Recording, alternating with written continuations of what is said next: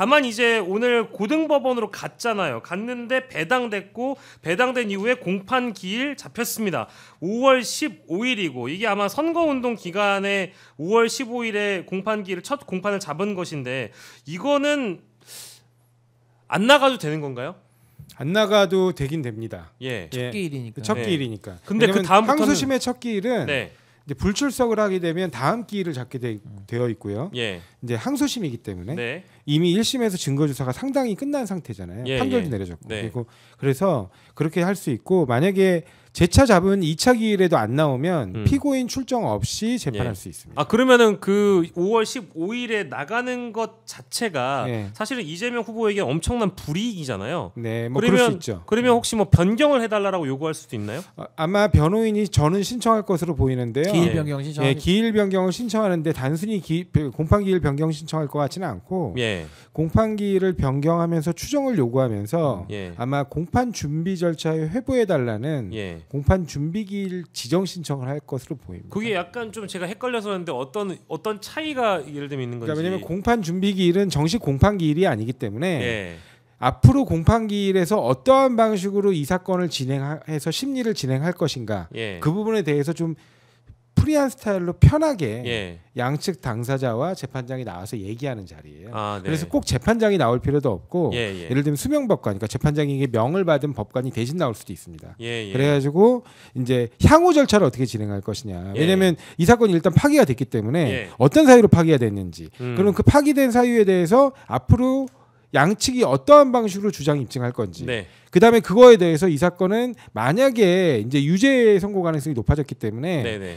그 경우에는 양형을 정해야 할 텐데 예. 그 양형에 관한 심리는 또 어떻게 진행할 건지 예. 그런 부분에 대한 계획을 세우는 기일이에요. 예. 그러니까 그 기일로 진행하게 되면 필연적으로 다음 변론 기일을 그러니까 공판 기일을 또 잡아야 되는 거죠. 아 그러면은 이제 초반에 논의 과정을 충분히 이제 시간을 숙고할 수 있을 만한 우리에겐 시간이 필요하다라고 그걸 요구할 이재명 것 같습니다. 후보의 이제 변호인 측에서 요구를 할 수 있고. 예. 그러면 5월 15일은 물론 지금 아니 제가 재판부에서 근데 그걸 받아주는지 여부를 봐야 돼요. 안 받아줄 수도 있어요? 안 받아줄 수도 물론 있습니다. 그거는 이제 소송 지휘에 관한 문제인데, 근데 그렇게 되면 또 그런 논란이 나오겠죠. 예.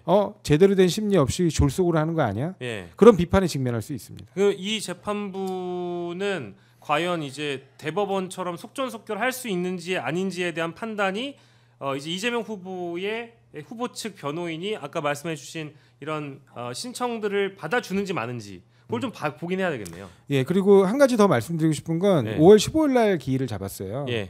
그렇게 5월 15일 날 기일을 잡은 취지는 이제 우리 형사소송법이 항소심은 1심에 관한 절차를 준용하도록 하고 있고 예. 1심에 관한 절차에서 첫 기일 같은 경우는 그 기일 진행 5일 이전에 예. 통지하게 돼 있기 때문에 예. 그런 절차를 준수하기 위해서 15일 날 기일을 잡은 거고요. 예. 그러니까 지금 법정 기한 준수를 하지 않는 거 아니냐라는 말씀들을 많이 하시는데 네. 현재까지 조희대 대법원장이라든가 그다음에 그 지금 이번에 파기환송된 예. 파기환송심 고등법원이 그 기간 그러한 너무 명확한 법정 기간까지 위반한 예. 그러한 상황은 아닙니다. 아 그렇습니까? 그것까지는 다 지켜는 줬어요. 예. 아주 최소한으로 조희대 대법관이 지켜서 그렇지. 그러면은 이제 15일에 과연 그러니까 이재명 후보가 나가지 않을 가능성이 뭐 어쨌든 지금 상황에서는 높은 것 같고 요거에 대해서 변경 신청을 하거나 실제 숙고할 시간을 서로 이제 가져보자라고 따로 신청할 수 있다라고 하셨으니까 그러면 5월 15일에 대해서는 크게 걱정할 필요가 없다고 신인기 변호사도 생각하시는지요? 아니 일단은 이게 네. 파기환송심인데 네. 그냥 전반적으로 보면 다 법원이 뭐 쫓기듯이 그냥 급하게 하고는 있어요. 그러니까 기록도 바로 대법원에서 파기환송하자마자 바로 그냥 고법에 내려보내기도 했고 네. 이번에 그 이재권 부장판사 이제 형사 네. 7부 네. 여기서 이제 배당이 됐는데 여기도 이제 대등재판부라고는 하는데 그 나머지 판사들 이름은 아직 나오지가 않아서 그건 좀 확인은 좀 해봐야 될 것 같고 예. 그래서 어찌 됐든 이 고법에서 어쨌든 유죄 취지로 일단은 판단은 좀 할 테니까 사실상 구속력이 또 있으니까 어쨌든 재판을 그렇게 길게 하진 않을 겁니다. 근데 5월 15일로 지금 첫 기일을 잡았고 이제 막 송달하려고 좀 애를 쓰고 이제 있는 건데 법원이 빨리 잡은 건 맞죠, 사실은. 그 첫 기일도 빨리 잡았고요. 네, 당연하죠. 빨리 잡은 건 맞고. 근데 이제 우리가 주목할 것은 6월 3일까지 이게 어떻게 되느냐가 지금 하나의 판단 포인트잖아요. 왜냐면 이제 피선거권 때문에 그런 그렇습니다. 건데. 그래서 저는 일단 지금 오늘자 기준으로 보면 5월 15일에 잡았고 그때 이제 출석하지 않았을 때 또 한 번 기일을 잡고 이렇게 프로세스가 진행이 되니까 네네. 결국에는 유죄 취지의 판결이 나더라도 예. 100만 원 이하로 때릴지 또 이상으로 때릴지 한번 봐야 되고